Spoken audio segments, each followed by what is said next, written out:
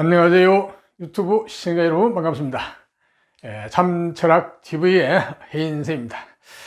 자, 오늘은 전번 시간에 이어서 계속 시리즈로 나갑니다. 자, 우리 이혼했어요 라는 프로그램에 나오는 주인공들의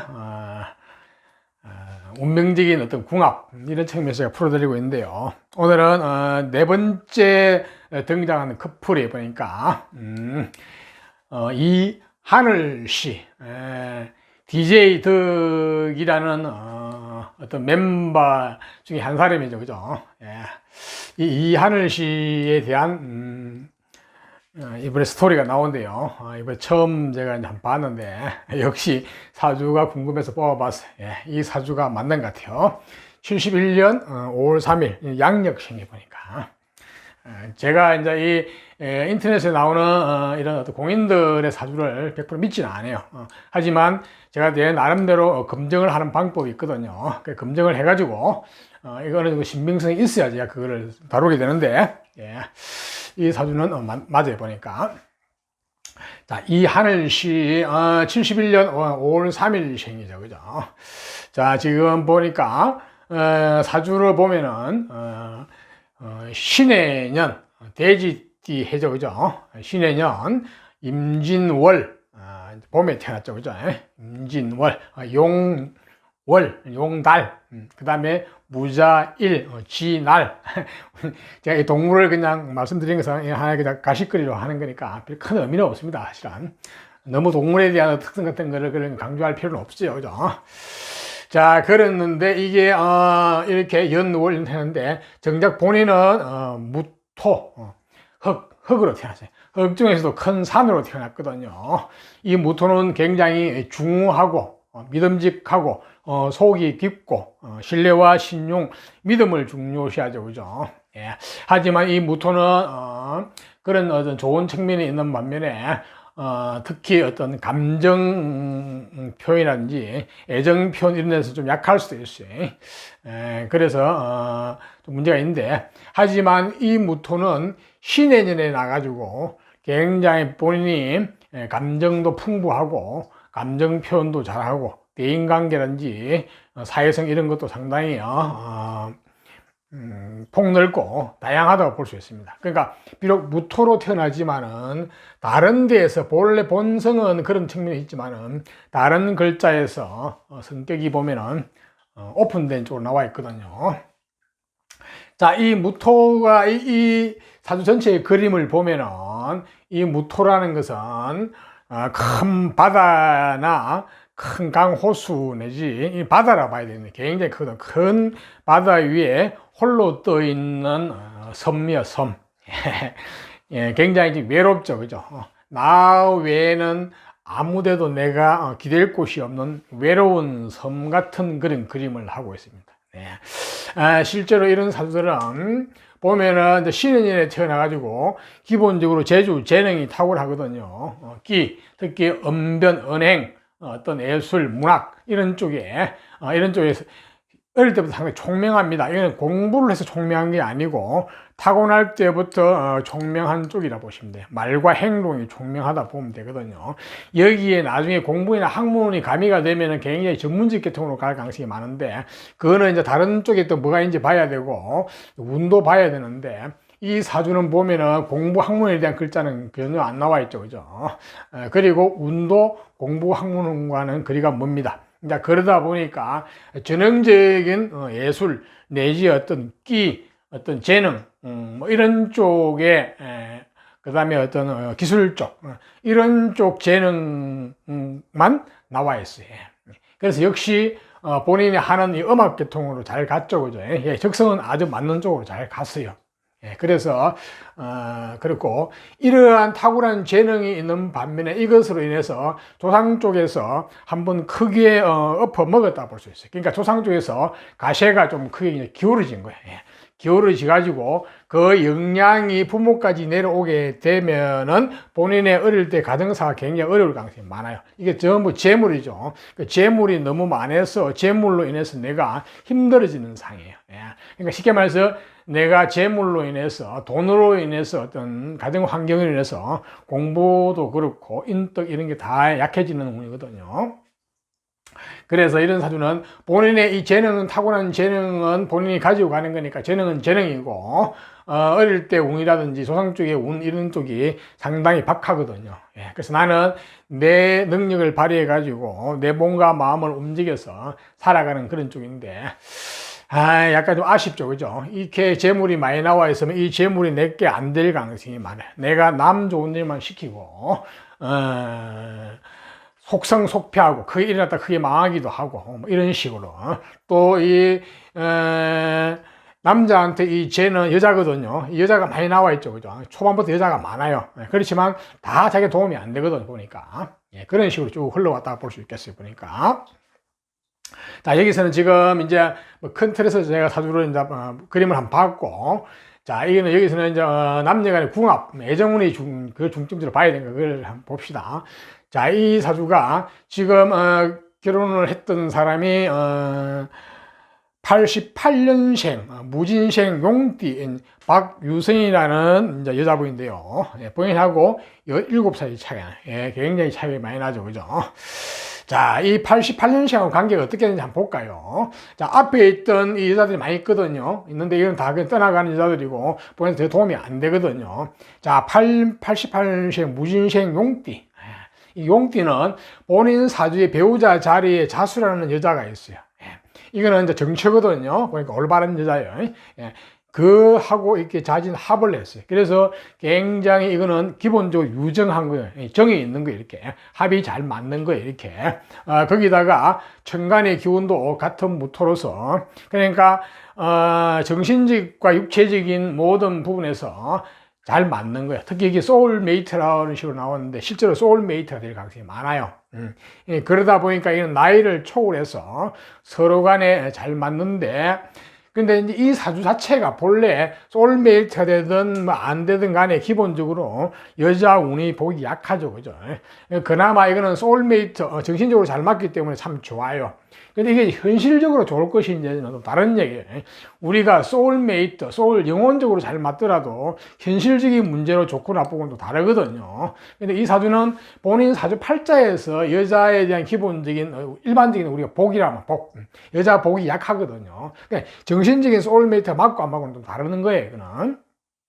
그나마 지금 이 무진생은 굉장히 소울메이트적인 측면에서 보면 아주 좋아요. 물론 이게 내가 그 내용을 보니까 어디 보기 전에 어디 뭐 무당한테 가서 보니까 뭐 원진살이 들어가지고 어떤 저때 했다 그러고, 또 어디가 또 원진살이 얘기했더라고요. 이 원진살이 맞죠, 그죠? 자, 용띠와 돼지띠는 원진살이에요. 원진살이면서 기문살인데, 자, 이렇게 띠와 띠만 가지고 보시면 안 됩니다. 이 띠하고 띠를 보는 거는 엄격히 말하면 옛날에는 이게 어느 정도 일리가 있었어요. 옛날에는 집안끼를 결혼시켰거든요. 그래서 본인 당사자는 무시했죠, 그죠? 그때는 이 띠와 띠의 원진살이 굉장히 중요한 작용을 할 수도 있어요. 이게 띠와 띠끼 원진 보는 거는 그러니까 조상과 조상끼리 관계를 보는 거거든요. 그러니까 조상과 조상끼리 관계는 별로 안 좋은 거예요. 그래서 옛날에는 이 조상이 굉장히 중요시이기 때문에 이걸 결정적으로 많이 봤는데, 지금은 그거보다는 이 원진이 나하고 원진이 되는지 안 되는지 봐야 되는 거예요. 근데 이 사주는, 이 용띠는 나하고는 원진이 안 돼요. 그래서 조상끼리는 원진이 돼가지고 다소의 방해 요소가 있지만은 나하고는 관계가 없어요. 나하고는 너무 잘 맞죠, 그죠? 본래 이 용띠가 보면 여기 여자가 나와 있죠, 그죠? 이게 자진 합을 해가지고 지금 이 무진생이 지금 이 용띠인데요. 그래서 합을 해가지고 당사자끼리는 원진이 전혀 없어요. 그래서 원진에 대해서 제대로 아셔야 되는데, 이 명리를 좀 깊이 잘 모르시는 분들 내지 뭐 이런 분들이 주로 이게 띠만 가지고 자꾸만 원진살인이 뭐니 막 이렇게 이야기를 하는데요. 이게 잘못된 이야기입니다. 그거를 정확하게 아셔야 됩니다. 자, 그래서 이거는 원진 때문에 이게 헤어진 것도 아니고, 원진 같으면 아예 만나지도 않아요. 어떻게 연결되기도 어렵거든요. 하지만 이거는 굉장히 유정, 아주 인연이 많거든요. 합으로 인연이 돼가지고 원진이 안 됩니다. 당사자끼리는 아무 문제가 없죠, 그죠? 그렇기 때문에, 하지만 이제 이게 아무리 당사자끼리 서로 잘 맞고 맞고 어떤 영혼의 어떤 소울메이트가 잘 맞더라도 현실적으로 좋고 나쁜지는 다른 이야기거든요. 그러니까 현실적인 문제, 막상 이제 이 말은 결혼을 해가 살아보면 다르다는 거예요. 이렇게 실제 생활. 그러니까 우리가 연애할 때는 소울메이트가 잘 좋죠. 그죠? 좋지만은 이제 결혼을 하게 되면 현실, 생활이죠. 생활로 절버들게 되면 이제 문제가 되죠. 물론 이거는 서로 합의되기 때문에 그런 마음적으로 문제가 되는 게 아니고 현실적인 문제가 일어나는 거예요. 이렇게. 이제 그러다 보니까 이런 사주는 원칙적으로 말하면 결혼을 안 하시는 게, 그러니까 결혼을 한다는 것은 문서화 시켜가지고 법률적으로 문서를 잡는 거거든요. 그러니까 이런 문서화 안 시키는 게 좋아요. 자, 문서화 시키게 되면은 현실적인 문제가 등장하게 되거든요. 그래서 이런 사주는 그냥 우리가 보면 서양의 흔히들 뭐 계약 결혼 같이 하잖아요. 결혼식을 안 하고 그냥 평생 동거하면서 살아가는 서로 어떤 소울 영혼적인 결혼을 하면서지. 영국에도 뭐 프랑스에도 보면 그런 어떤 유명한 작가 있었죠, 그죠? 뭐 그런 식으로 살아가면 아무 문제가 없어요. 예, 그러면 서로 간에 이 무토끼리 서로 의지도 하면서 이 자수, 이 큰 바다에 어떤 물이 떠 있는 어떤 섬의 형태를 하고 있는데 굉장히 사실 의지할 것 없는 외로운 사람이죠, 보니까. 예. 그런데 그나마 지금 같은 무토끼리 만나가지고 같은 섬끼리 만났죠, 그죠? 여기는 물론 정확한 뭐 생일이 안 나와 있어가지고 띠만 가지고 제가 맞춰 이야기를 하는데 그나마 위안이 되고 본인의 뿌리가 되기도 하거든요. 그래서 아마도 내가 볼 때는 그냥 이번에 그 나오는 거 보니까 같이 이혼을 했지만은 거의 뭐 연인 같아 보니까. 다시 연애한 연인 같은 그런 식인데 당사자끼리는 아무 문제가 없습니다. 이 원진살이 있다고 해가지고 거기에 대해서 뭐 그 원진살을 지나치게 이야기할 필요가 전혀 없어요, 그지? 그래서 아마도 다시 뭐이 정도 소울메이트를 만나기는 쉽지를 않아요, 내가 볼 때는. 그래서 보면은 결혼을 한 데가 처음 만난 데가 보니까 이게 2007년도에 만났더라고요. 아가씨가 여자분이 20살 때, 지금 이하늘 씨가 37살 때 만나가지고 그 다음에 내가 볼 때는 운세적으로 보면 2008년도 무자년, 그러니까 아가씨가 여자분이 21살, 그 다음에 이하늘 씨가 38살. 이때부터 본격적으로 서로 합의됐어요. 이때 몸과 마음이 합의됐거든요. 그래서 이때부터 본격적으로 아마 연애를 쭉 해왔는데, 연애하는 기간 동안 별 문제 없을 것 같아요. 네. 이거는 자주 안 만나면 현실적인 문제가 안 일어나거든요. 그런데 이제 중간에 오다가, 십몇 년을, 거의 뭐 한 10년 이상 연애를 하다가, 2018년도, 무술년에 이제 결혼을 해서 보니까, 쉽게 정식으로 혼인을 올린 거죠. 그것도 제주도에서, 그죠? 자, 2018년은 이 지금 이하늘 씨한테 보면은, 이 자수대운이요. 자수대운. 44세부터 48세까지 들어오는 그 대운 사이에 48세에 결혼을 했거든요. 정확하게 이 자수 여자가 들어오는 대운이 있거든요. 본인 사주자한테 안에 여자가 이렇게 앉아있죠. 배우자 집에 배우자가 딱 정처가 앉아있어요. 이 대운에 정확하게 이 무진생하고 자진합으로 결혼을 했어요. 현실적인 이제 문서가 돼요. 문서화된 거예요. 그러면서 이 무술년은 이 지금 이하늘 씨한테 뿌리가 들어온 해거든요. 이 무토, 외로운 바다에 떠 있는 외로운 섬이 뿌리를 얻어가지고 뿌리를 내리는 해거든요. 보통 이렇게 사주에서 여자가 많고 재가 많고 본인의 힘이 약한 이런 남자 사정 같은 본인이 뿌리가 오는 해에 보통 결혼을 하는 경우가 많아요. 정확하게 무술년에 결혼을 했거든요. 자, 이렇게 뿌려가지고, 자, 문서화 시켰어요. 자, 이 사주가 문서화 시켜가지고, 남녀가 함께 이제 이렇게 살게 되면은 현실적인 문제가 도래하게 됩니다. 네, 이 현실적인 문제는 뭡니까? 우리가 살아가면서 돈 문제, 재물 문제, 뭐 등등 이런 등등, 이런 쪽에, 그러니까 틀림없이 갈등이 많이 생겼을 거예요, 아마. 그러다가 결국은 얼마 안 돼가지고, 불과 뭐 한 1몇 개월 살고, 이렇게, 2000, 올해 아마 초에 이혼을 한 것 같아 보니까, 50세, 경자년에 이혼을 했죠. 그죠? 근데 아직도 지금 대우는 지금 바야흐로 넘어가지고 이 정화 대우로 넘어갔어요. 49살부터. 그래서 이 정화 대운이 오니까, 이 무토가 본래 외로운 섬이라고 그랬잖아요. 의지할 곳 없는 섬인데, 이 정화대운은 자신의 뿌리, 내지 자신의 모친에 대한 어떤 인연이 들어오는 해에 이렇게. 자, 그쪽에서 어떤, 정보 내지 생각이 이제 많아지는 거예요. 자, 그러면서 지금 지금 여자분하고도 갈등관계가 많이 일어났던 것 같아요. 보니까 49부터 오늘에서, 그죠? 그러니까 결혼하고 얼마 안 돼서 1년도 안 돼서 지금 대운이 바뀌었거든요. 근데 사실은 이 대운은 본인한테 나쁜 대운은 아니거든요. 이 문제는 뭐냐면 이 사주가 이게 소울메이트가 맞는 인연을 만나면은 굉장히 뭔가 마음, 서로 영혼 이런 쪽에 소통하는 건 굉장히 좋은데 현실적인 문제는 문제가 돼버린 거예요. 이렇게.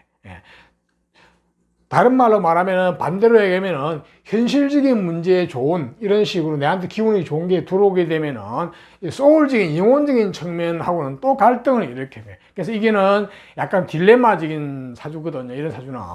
그러니까 내가 소울, 영혼이 마음이 편한 쪽으로 하면서 살아갈 것이냐.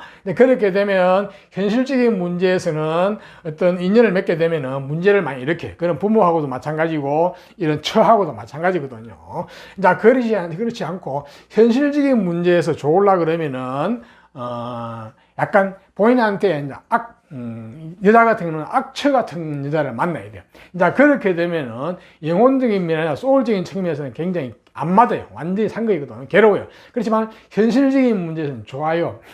마치 소크라테스하고 비슷하거든요. 소크라테스가 악처를 만났기 때문에 현실적인 문제에서 별 문제 없지만은 영혼적인 측면에서는 전혀 안 맞죠. 그죠? 그런 식인데 이제 이거 어느 걸 택하신까지가 문제거든요. 그래서 지금도 마찬가지. 지금 이 여자분하고 같이 이제 결혼을 하고 같이 이제 인연을 맺게 되면은 영혼적이나 소울적인 면에서 아무 문제가 아주 좋은데 현실적인 부분에서 문제가 되기 때문에 절대로 다시 또 재결합을 하더라도 혼인을 하는 건 절대 안 됩니다. 그러니까 결혼을 문서화시키지 않아야 돼요. 그냥 뭐 동거를 하든지 안 그러면 왔다 갔다 하면서 이렇게 뭐 지내든지 그냥 각자 독립적인 생활을 하면서 인연을 맺어가는 건 좋아요. 그렇게 되면 별 문제가 없죠. 그럼 현실적인 문제가 안 일어나게 되거든요. 그런데 문제는 이 지금 이하늘 씨 지금 대운이 49부터 들어온 대운이 현실적인 문제에 눈을 뜨기 시작했거든요. 그러면서 이 소울적인 면하고 충돌을 일으키니까 지금 현실을 특히 갔다가 볼 수 있거든요. 같지만은 항상 이 소울적인 측면이 생각이 나는 거예요. 이렇게. 그래서 이런 사주는 이제 딜레마, 이러지도 못하고 저러지 못하는 양자택일에 하는 그런 어떤 상황이 오게 되고 이율배반적인 상황이 오게 됩니다. 사주가 이렇게 한쪽으로 오행이 어느 쪽으로 한쪽 치우쳐 있으면은 굉장히 이제 이율배반적인 상황이 많이 오게 되거든요.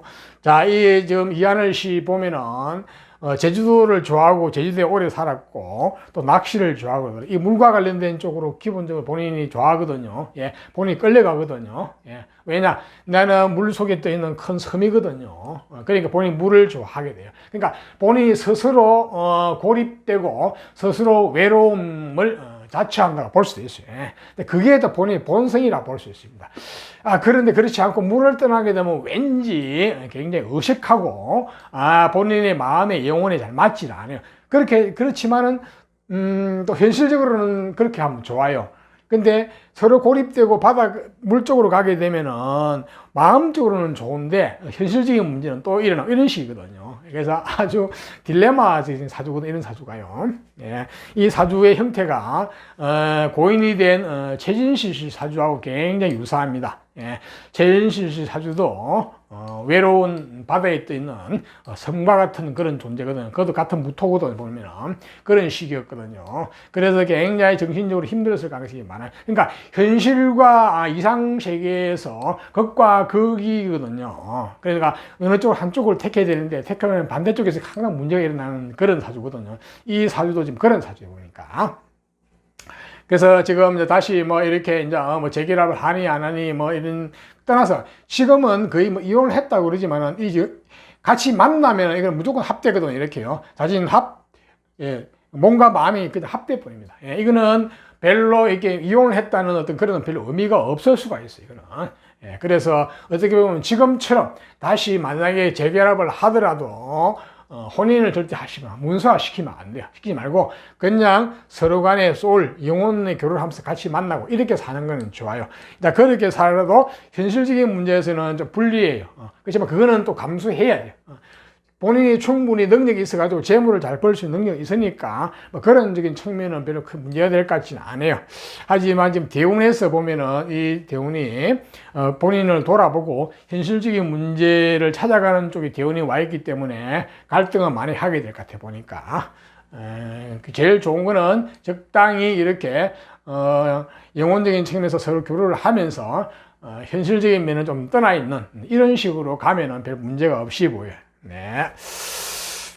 자, 오늘은 이제 이하늘 씨에 대한 DJ 덕 멤버였던 이하늘 씨에 대한 어떤 사주 기본적인 어떤 모습하고 그 다음에 남녀 간의 애정 어떤 궁합에 대해서 살펴드렸는데요.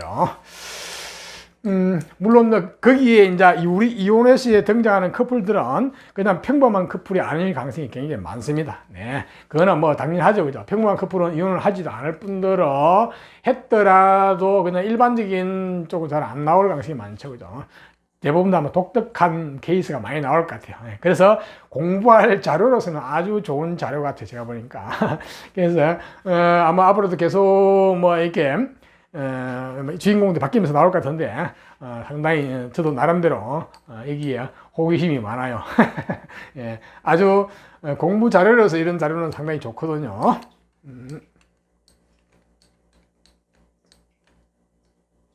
자, 이상 이것도 하나의 가십거리니까 자 재미로 봐주셔가지고 뭐 나름대로 재미가 있었다면 좋아요, 구독을 부탁드립니다. 좋아요, 구독은 여러분과 저에게 행운을 가져다주는 적선입니다. 네, 감사합니다.